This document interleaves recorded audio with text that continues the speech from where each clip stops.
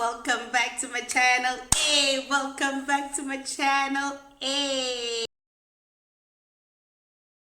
Hey, welcome back, queens. Hey, hey. Fresh face pulling through today, cause guys, I've been using a new face mask and it's doing the things, yo. And today the throat is still open. H2O. We're staying hydrated today.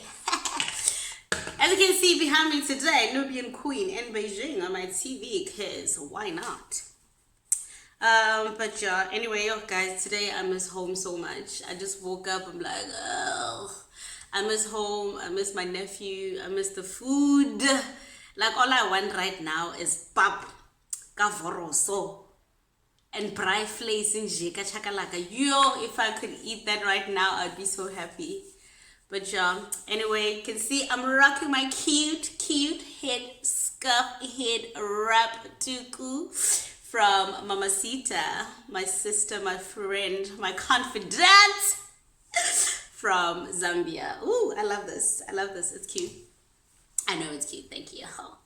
Anyway, as you already saw from the title of the video, a lot of people are asking me, like, how do you do it? How do you plan? I don't even know where I'd start. Let me tell you, sis, the first 2 trips that I took were an absolute disaster. I would say with Thailand and now Bali, that's where I'm starting to get a little more confident with planning my own trips. But you know what? It's just a learning process. And I feel like you're not going to master it the first time around. You just learn as you go along. With every mistake that you make, you're just like, oh, okay, now I know. Next time I'm not going to do A, B, C, D.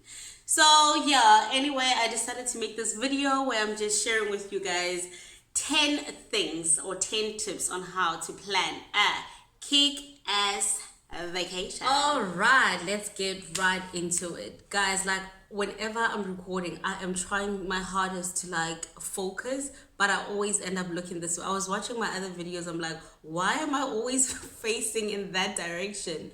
Oh, guys, it's so hard. Like, my eyes, and I feel like I have a little weird thing about me. I'm a bit like squint eye sometimes. All thanks to my aunt. So it's very hard for me to like focus my eyes, you know. But yeah, anyway, I'll try today. Let's get right into it. And little disclaimer before I even start. I am no holiday planning guru. I am literally just giving you these pointers based on my experience and how I plan my trips. So yeah, let's get right into it. So the first one, don't be surprised that I'm constantly looking to my left. My laptop is here. I made little notes so that I don't forget. So yeah, the first one is pick your holiday destination. So you need to know what you want to get out of your trip. What are you looking for? Are you looking for a very outdoor centered type of a holiday destination? Do you want to go like skiing? I don't know. Do you want to go surfing? Do you want to go kayaking or whatever? I feel like those are activities, water sports, that you can find like in most countries, but you need to pick a holiday destination that will actually cater to your needs, what you want to get out of your holiday. So yeah, pick a holiday destination that actually caters to your needs and whatever it is that you're looking for or what you're looking to get out of your holiday destination. Guys, please excuse me if I'm all over the place. I am trying to like focus my eyes like in the middle, but I'm constantly, I don't know why.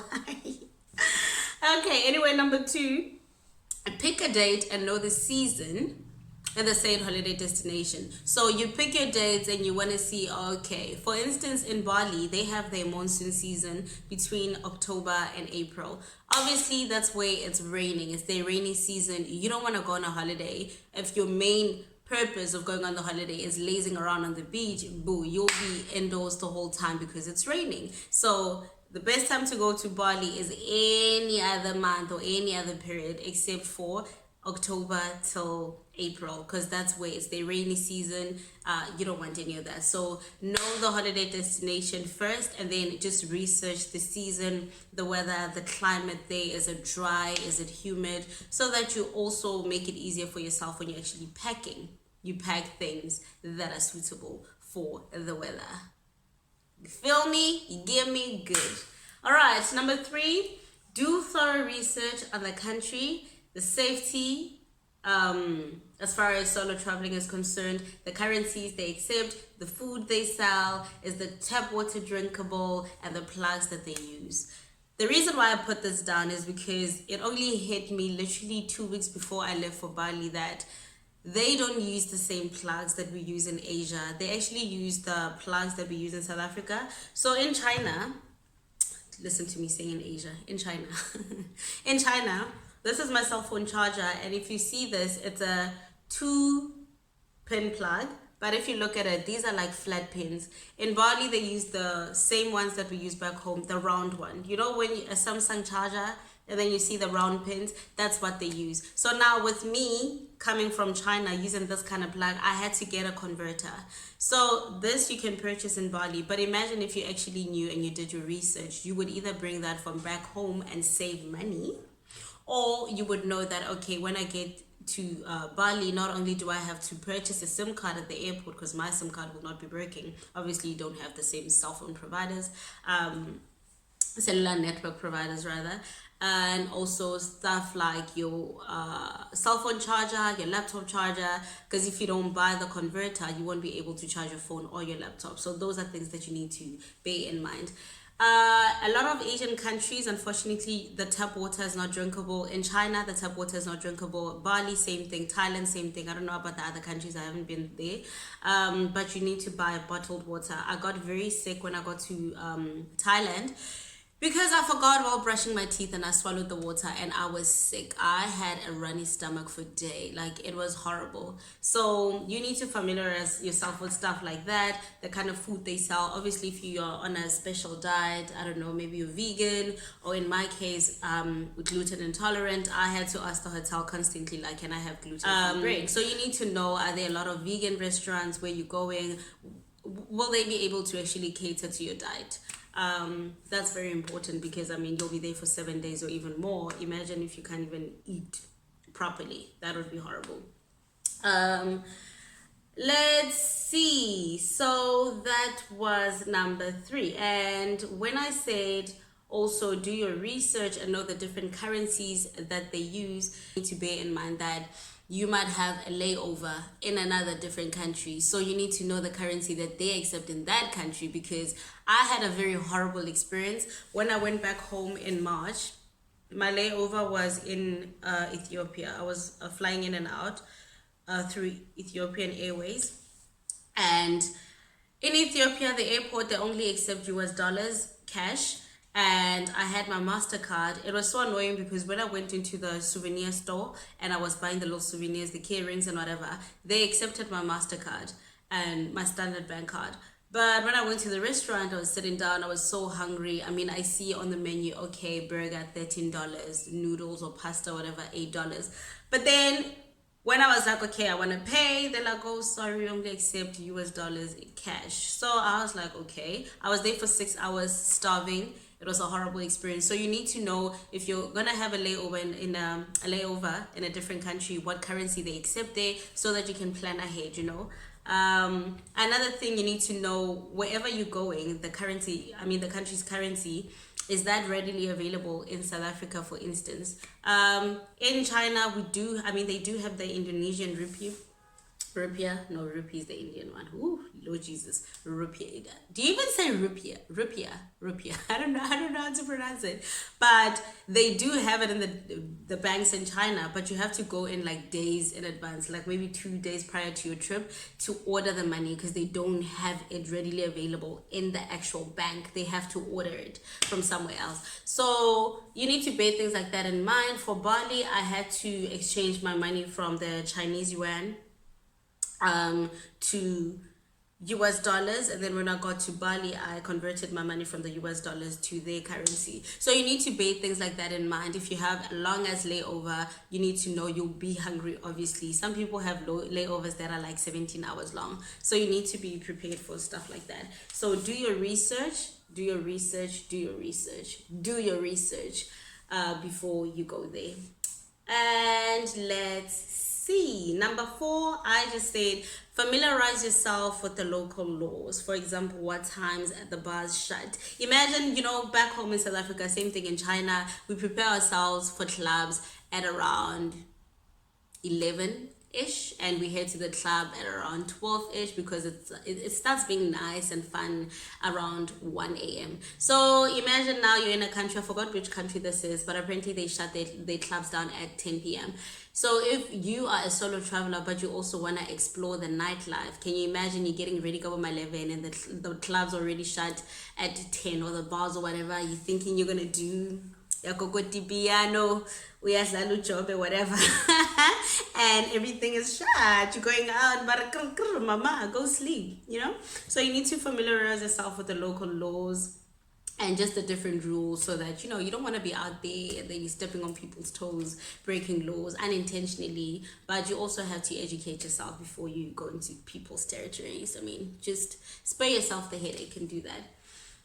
All right, so that was number 4. Number 5, I said book your flight first, then your hotel. This is what I do. You don't have to do that. This is what I personally do, because when I went to Bali right now, I made it a 7-day trip, meaning from the 17th till the 23rd. No, the 24th. But technically, I checked out of my hotel on the 23rd at 10 p.m. because my flight was scheduled to depart from Bali at 1:45. With international departures, international flights rather, you need to be there at least 3 hours prior to departure. So obviously I had to check out at around 9 p.m. or 10 p.m.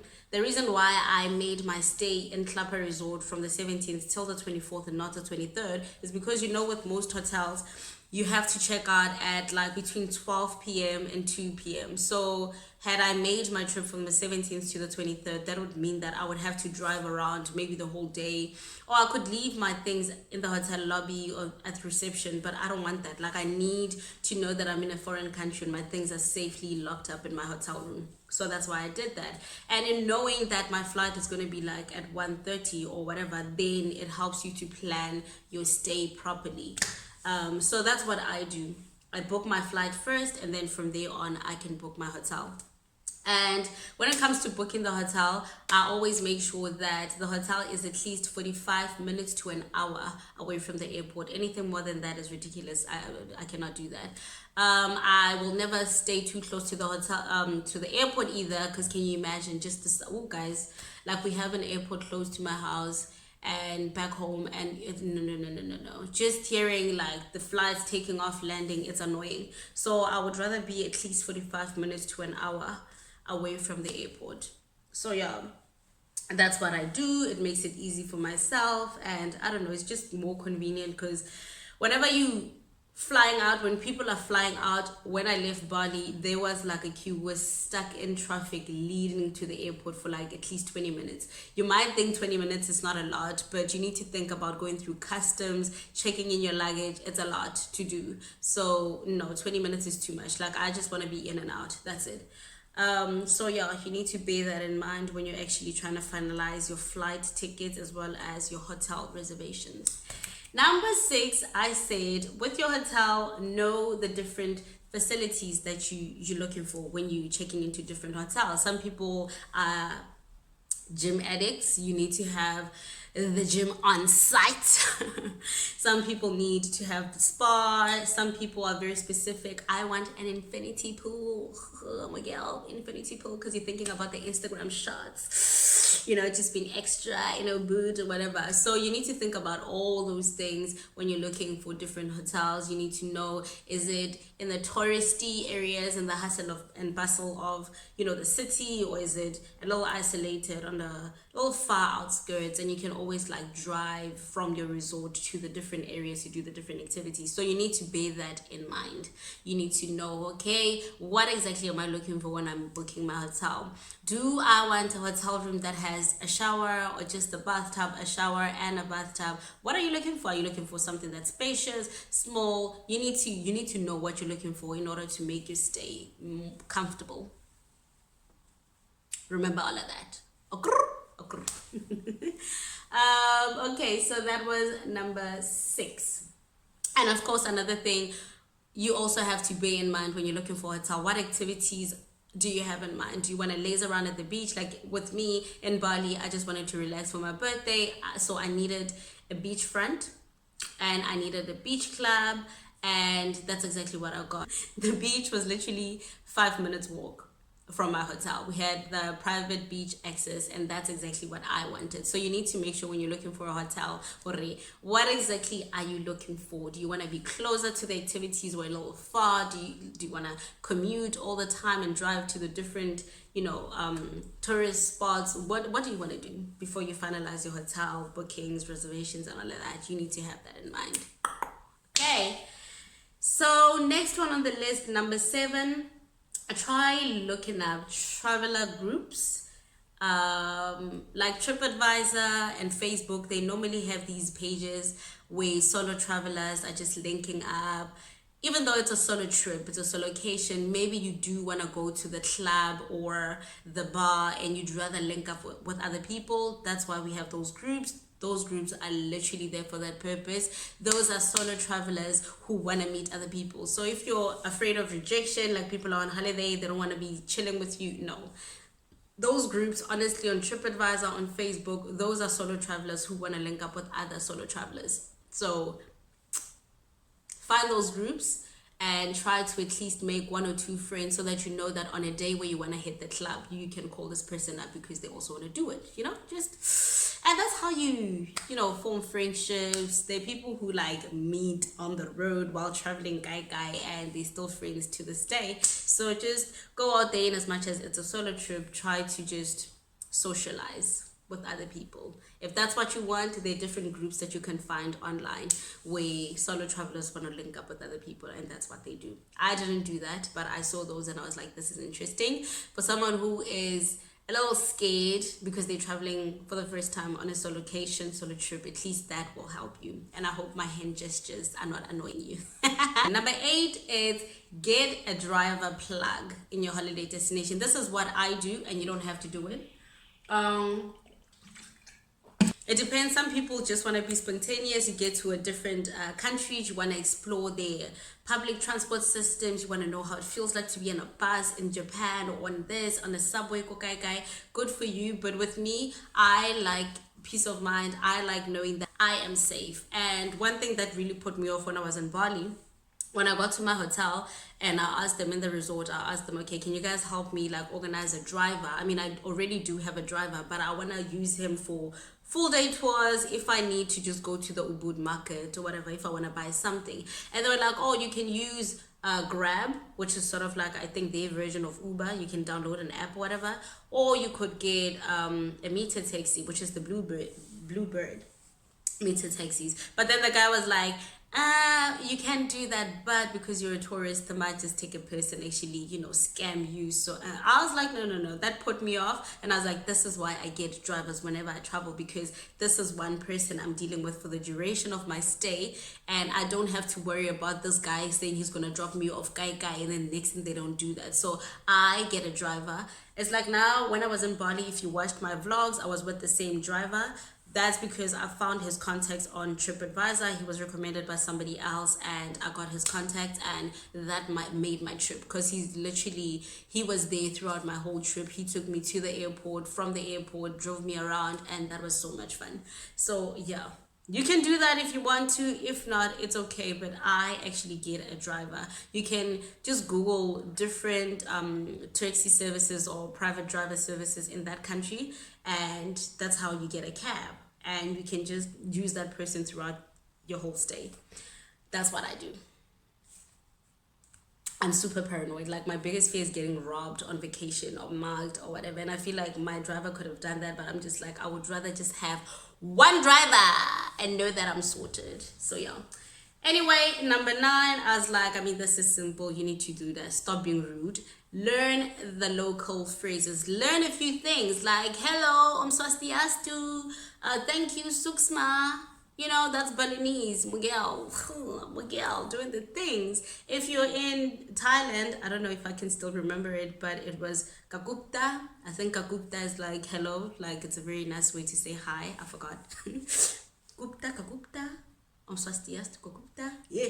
Yeah, all of that. You need to know a few phrases so that you can move around, and don't be rude meeting the locals thinking that everyone, yes, English is a universal language, but you're on vacation, you're traveling, coming into people's territory. The least you can do is at least learn a few things to say. That's nice. Like, you know how we get excited when people are there, they're like, Sawubona in South Africa. Don't be rude going to people's countries thinking they can understand when you say, hello, can you? No, come on. No. Learn a few local phrases. Okay? Yeah. Anyway, the last one, number 10. I said, bring along a selfie stick, a book, a portable speaker. That's me, personal preference.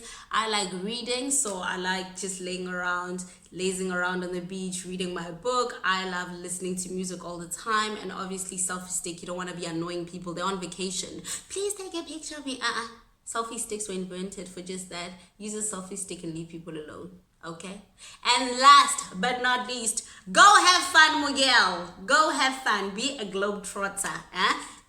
Stamp those passport pages. Fabulous. Anyway, we've come to the end of my video. Those were my 10 tips on how to plan a kick-ass vacation. If there are any things that you think I missed, you can feel free to comment down below and say, oh, but this or but that. If you have any more questions, also feel free to just leave a comment down below and I'll try to respond. No, I will not try. I only have 45 subscribers. So yeah, anyway, I've come to the end of my video. Don't forget to like, comment, and subscribe. Share my videos. Road to 1K. Don't forget. And yeah, also follow me on Instagram. I will leave the link down below. It's Lydia_MSM, LYDIA_MSM, and River Fabulous. Till then, happy traveling, Queen.